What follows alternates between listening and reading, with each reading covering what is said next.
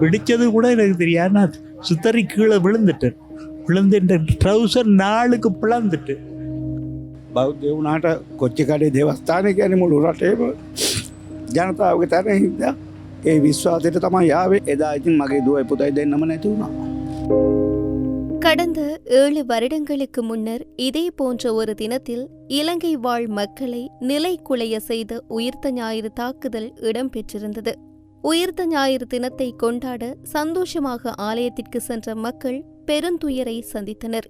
கொழும்பு கொச்சிக்கடை புனித அந்தோணியார் ஆலயம், நீர்கொழும்பு கட்டுவாப்பிட்டிய ஆலயம், மட்டக்களப்பு சியோன் தேவாலயம் உள்ளிட்ட ஆலயங்களையும் நட்சத்திர விடுதிகளையும் குறிவைத்து பாரிய குண்டு தாக்குதல் இடம்பெற்றது. இதில் 260க்கும் மேற்பட்ட பொதுமக்கள் கொல்லப்பட்டதோடு 500க்கும் மேற்பட்ட மக்கள் படுகாயமடைந்தனர். இவர்களுள் பல வெளிநாட்டவர்களும் உள்ளடங்குவர். இந்த நிலையில் இன்றைய தினம் காலை கொழும்பு கொச்சிக்கடை புனித அந்தோணியார் ஆலயத்தில் உயிர்த்த ஞாயிறு தாக்குதலின் 7ஆம் ஆண்டு நினைவு தினம் அனுஷ்டிக்கப்பட்டது. கர்தினால் மெல்கம் ரஞ்சித் தாண்டகை, ஓமல் பே சோபித தேரர், வெளிநாட்டு தூதுவர்கள் உள்ளடங்கலாக சர்வதேச மத தலைவர்கள் மற்றும் தாக்குதலில் தங்களுடைய உறவுகளை இழந்தவர்கள், அவயங்களை இழந்தவர்கள் என பலரும் இதில் கலந்து கொண்டிருந்தனர்.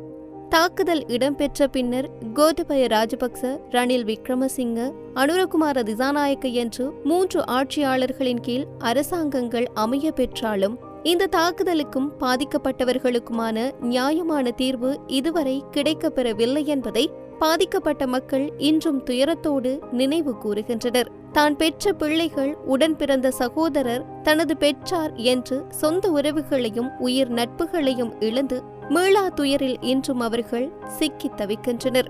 காலத்திற்கும் நிலைத்து நிற்கப் போகும் இந்த வேதனைக்குரிய தினத்திற்குரிய நீதியை அனுர அரசாங்கமாவது பெற்றுத்தருமா என்ற எதிர்பார்ப்போடு இன்றும் அதே ஆலயத்தை நாடி அழுது புலம்பிக் கொண்டிருக்கும் உறவுகளின் கண்ணீருக்கு நீதி கிடைக்குமா என்ன?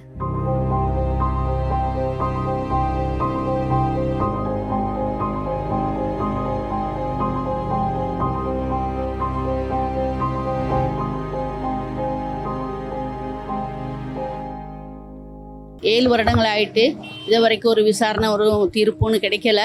3 ஜனாதிபதிகள் மாறினாங்க, ஒன்றுமே நடக்கலை. நாங்கள் இந்த ஜனாதிபதியை நம்பியிருக்கோம், என்ன சரி ஒரு நல்லது நடக்கும்னு சொல்லி. இந்த வருஷம் சரி பிடிச்சிட்டாங்க, எல்லாத்தையும் அவங்கள விசாரித்து ஒரு தீர்ப்பு கிடைக்கணும். நாங்கள் நம்புகிறோம், ஜனாதிபதியை நம்புகிறோம், நல்லதுன்னு நடக்கணும். இப்போ நடக்கிற விசாரணைகள் சம்பந்தமாக உங்களுடைய கருத்து என்ன? விசாரணைகள் நம்பிக்கைன்னு இருக்குது. அதில் எதிர்பார்ட்டிகள் இதாக இருக்கிறதுனால என்ன நடக்குங்கிறது தெரியாது. அவர் ஜனாதிபதிக்கு தான் நாங்கள் சொல்கிறோம், அவர் நல்ல முடிவுன்னு கொடுக்கணும். முதல்ல நல்ல தொழில் செய்து கொண்டு தான். இப்போ தொழிலுக்கு செய்ய இயலாது, காது விளங்குதில்லை. அப்போ இதெல்லாம் எனக்கு ரொம்ப மன வருத்தமாக இருக்குது. எத்தனையோ பயணம், எவ்வளோ அவங்க கொடுத்த காசில் காது சரி வருது இல்லை. தாக்குதலுக்கு இது பற்றி வெடிச்சிட்டு அன்னைக்கு நடந்த, நான் மெழுகு திரி கொளுத்தி கொண்டிருக்க நேரம் தான் அது நடந்தது. வெடிச்சது கூட எனக்கு தெரியாது. நான் சுத்தரி கீழே விழுந்துட்டு ட்ரௌசர் நாளுக்கு பிளந்துட்டு, காதும் இதாகி கை காலில் ரத்தம், காலில் டேமேஜ் ஓவர். தொழில் எனக்கு இப்போ தொழில் யாரும் தர மாட்டாங்கிறாங்க. டிரைவர் காது விளங்குது இல்லைண்டா, உண்மையை சொல்லி தானே கேட்கணும் சொல்லி. அதான் ரொம்ப கவலையாக இருக்குது. 7 வருடங்கள் நிறைவாகிறது. விசாரணை கட்டங்கள் எல்லாம் நடந்துகிட்டு இருக்கு. அதை பற்றி உங்களுடைய கருத்து? அந்த கருத்துக்கள் சரியா ஒன்று கிடைக்குது இல்லை, சரியான மெசேஜ் ஒன்று கொடுக்குறாங்க இல்லை. நானும் எல்லா இதுகளுக்கும் போய் கலந்து கொள்றது. எங்களுக்கு என்ன செய்யலாம்? எங்களுக்கு அதான் நீங்களாம் பார்த்து ஜனாதிபதி தான் எங்களுக்கு ஏதாவது ஒரு ஒரு பெரிய உதவியை செய்யணும்.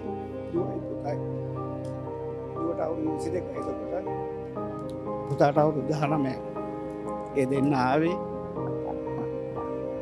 දුවගේ විශ්වවිද්‍යාල විභාගෙ තිබුණා.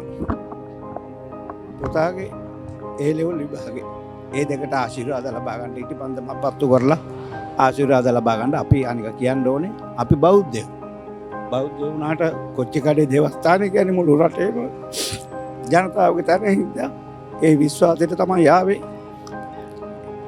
එදා ඉතින් මගේ දුවයි පුතයි දෙන්නම නැති වුණා. මේ යන පරීක්ෂණ සම්බන්ධව නම් මගේ කිසිම පැහැදීමක් නැහැ. මම මුලින් ඉඳලම ඒ මතේ හිටියා. මම දන්නවා මේ අවුරුදු 7ක් නෙමෙයි අවුරුදු 10ක් ගියත් මේවල සත්‍ය කවදාවත් එළියට එන්නේ නැහැ. එළියට එන්නේ නැති පළවෙනි හේතුව මේකේ තියෙනවා දේශපාලනේ. අපේ රටේ මේක විතරක් නෙමෙයි. දේශපාලනයේ තියෙන හැම එකක්ම බලන්න ඕගොල්ලෝ හොඳට කල්පනා කරලා. දේශපාලනේ ගෑවිලා තියෙන හැම එකක්ම කවදාවත් එළි වෙන්නේ නැහැ. අනික දැන් මේක කොහොමත් එළි කරගන්න බෑ. දැන් අවුරුදු 7ක් ගිහිල්ලානේ. මේකේ සාක්ෂි ඔක්කොම වැහිලා තියෙන්නේ. ඒක ඒ වෙච්ච අවුරුද්දෙම කරන්න ඕනේ. දැන් මම මේකේ මම නඩු දාපු මිනිස්සෙක් මේ මම තමයි ඉස්සෙල්ලාම නඩු දැම්මේ. මම දාපු නඩුවට මම දැම්මට පස්සේ තමයි තව 10 දෙනෙක් කාදිනුන් වහන්සේ එක්කම නඩු දැම්මා. මම තමයි ෆස්ට් එකට දැම්මේ. මං ගෙදර ළමයි දෙන්නගේ බොඩි එක තියෙනකොට තමයි ඒ කියන්නේ මූලික අයිතිවාසිකම් නඩුවක් දානකොට දවස් 7කට ඉස්සෙල්ලා දාන්න ඕනේ. මම බොඩි දෙක ගෙදර තියෙද්දි තමයි මම ඒ ඩොකියුමන්ට්ස් වලට අස්සම් කරේ. හැබැයි ඒවා මට හොඳ ලෝය කෙනෙක් හම්බ වෙලා ඒ කොහොම හරි අපි ඒ නඩුව දෙන්න.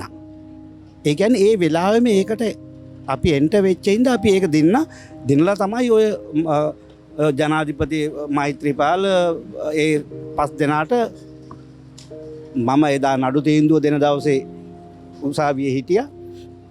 ජඩ්ලා 7 දෙනෙක්ගේ ඉස්සරහ අපිට දුන්නේ. ඒ ජඩ්ලා කිව්වේ ඕගොල්ලන්ගේ නොසලකෙල්ල ඉඳ තමයි මේ තාත්තලා අද දුක් විඳින්නේ කියලා තමයි ඒ නඩු තීන්දුව දුන්නේ.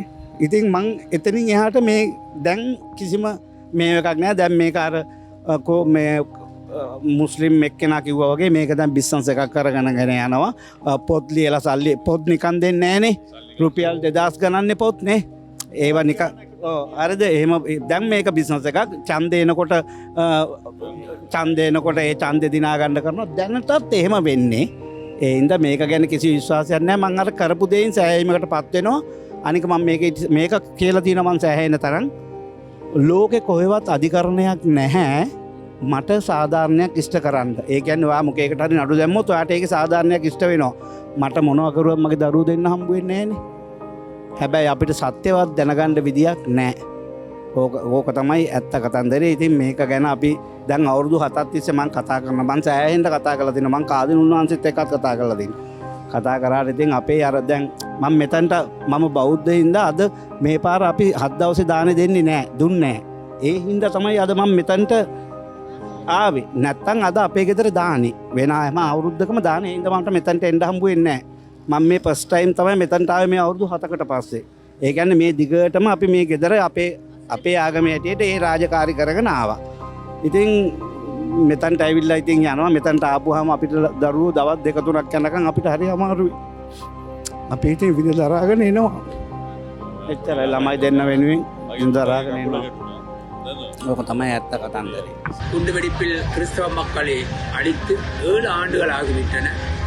எனவே அந்த பாவம் செய்ய பாவிகள் இன்று 2 கைது செய்யப்பட்டு சிறையிலே அடைக்கப்பட்டிருக்கும் இந்த வேளையிலே மீண்டும் முக்கியமான நபரை தேடிக்கொண்டிருக்கின்றார்கள். ஆனால் அவர் எப்போது கைது செய்யப்படுவார் என்ற ஒரு எதிர்பார்ப்பில் கிறிஸ்தவ மக்கள் மாத்திரமல்லாமல் இலங்கை வாழ் மக்கள் உலக மக்கள் எதிர்பார்த்து காத்துக் கொண்டிருக்கின்றார்கள். எனவே இவர்கள் நிச்சயமாக தண்டிக்கப்படல் வேண்டும். கடந்த அரசாங்கம் 3 ஜனாதிபதிகள் மாறி மாறி வந்த போதிலும் எவ்விதமான நடவடிக்கையும் எடுக்காத போது அனுரகுமார் திசாநாயக் அவர்களின் நேரடி கண்காணிப்பில் இப்போது பிள்ளையான் என்பவனும் அதுபோல் துவான் சலே என்பவனும் கைது செய்யப்பட்டிருக்கின்றார். எனவே பிரதான சூத்திரதாரி வெகு விரைவில் கைது செய்யப்படுவார் என்று எதிர்பார்க்கின்றோம். வெகு விரைவில் இவர்களுக்கு சாதாரண தண்டனை அல்ல, தூக்கு தண்டனை கொடுக்கப்படல் வேண்டும். சிலர் கூறுவார்கள் தூக்கு தண்டனை இந்த நாட்டில் இல்லை என்று. ஆனால் சட்டத்தை நிறைவேற்றுவது பாராளுமன்றத்தில் 159 பாராளுமன்ற உறுப்பினர்கள் இருப்பதால் நிச்சயமாக ஜனாதிபதி அவர்கள் இந்த தூக்கு தண்டனை சட்டத்தை பாராளுமன்றத்தின் மூலமாக நிறைவேற்றி முதலாக இந்த நாட்டில் உள்ள கிறிஸ்தவ மக்களுக்கு எதிராக செயல்பட்ட பிள்ளையான் சலே போன்றோர் அதன் பிரதான சூத்திரதாரி அதுபோல் மற்றும் அனைவரையும் தூக்கிலிட வேண்டும்.